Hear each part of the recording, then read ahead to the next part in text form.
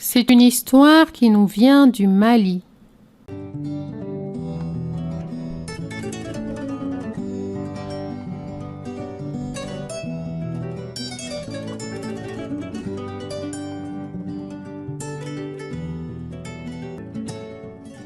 Salut à toutes et à tous, bienvenue sur la chaîne Nounal Keboulan.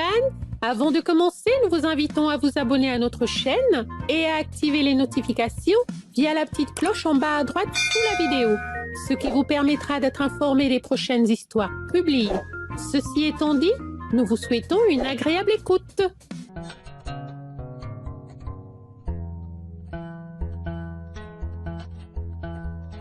Comment le lion devint roi?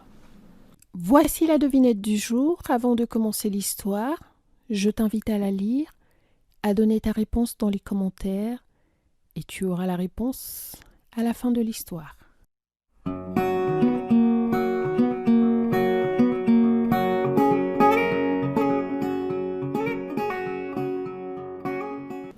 Le lion n'était pas le roi des animaux. Du moins, il ne l'était pas au départ. C'était plutôt Dankele, un grand buffle noir de la savane qui régnait sur le peuple des bêtes. Le roi Dankele était un grand tyran, un roi qui gouvernait sans foi ni loi. Que tu aies raison, tu avais peur. Que tu n'aies pas raison, tu avais raison d'avoir peur devant lui. À cette époque, il y avait une seule rivière à laquelle tous les animaux venaient boire. Mais personne n'avait le droit de boire avant Dankele. Et Dankele ne se contentait pas seulement de se désaltérer, il se baignait dans la rivière, s'y roulait et y faisait tous ses besoins. C'est après que les autres pouvaient boire à leur tour l'eau déjà souillée. C'était injuste, mais c'était comme ça. Il fallait le supporter. Mais la lionne mère, ce jour-là, ne put attendre l'arrivée du roi. Son lionceau qui venait au monde allait mourir de soif. Elle lui donna un peu d'eau. Elle en but un tout petit peu, elle-même. Arriva le roi Dankele. Il était accompagné des membres de sa cour, des griots et des griottes qui chantaient ses louanges. Ô grand buffle, tu es plus grand que Sunjata le grand, plus grand que Damonzon le grand, plus grand qu'Alexandre le grand.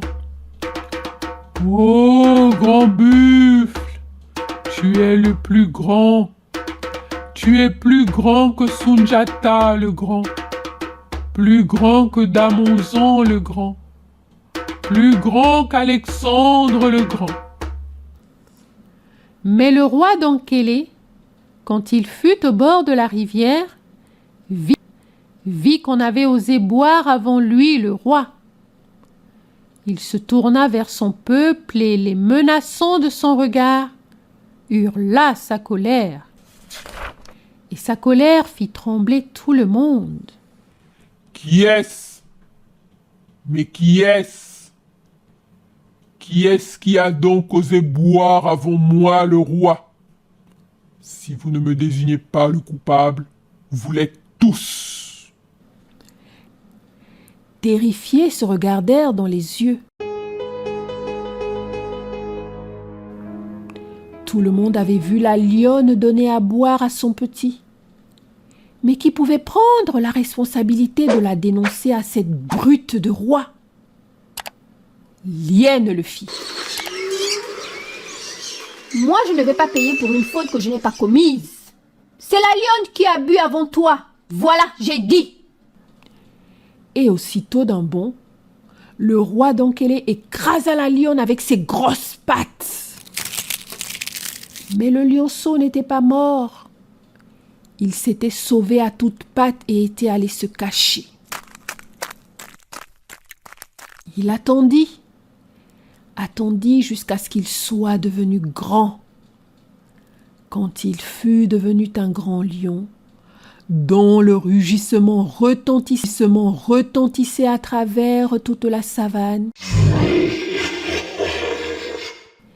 il sortit et dit au buffle: « Buffle, où est partie ma mère ?» Le buffle, intimidé par la force que dégageait le lion, bafoua: « Ta mère la lionne ?» Un conseiller lui souffla à l'oreille: « Il s'agit de la lionne que tu as tuée il y a de cela quelques années, parce qu'elle avait osé boire avant toi. »« Ah oui, c'est vrai !» dit le buffle en se tournant vers le lion. « C'est la loi, ce n'est pas moi. La loi, c'est la loi. Ta maman a osé boire avant moi, alors la loi lui a été appliquée. La loi, c'est la loi. La loi, ce n'est pas moi. » La loi qui ne s'applique qu'aux plus faibles est une loi injuste. Et le lion se jeta sur le buffle, le terrassa et libéra le peuple des animaux. C'est depuis ce jour qu'il est le roi des animaux. C'est aussi depuis ce jour qu'il s'efforce d'être juste et droit, car malgré sa force, il ne s'attaque jamais aux plus petits. Voici la réponse à notre devinette. Merci à ceux et celles qui ont participé. Bravo à ceux et celles qui ont donné la bonne réponse.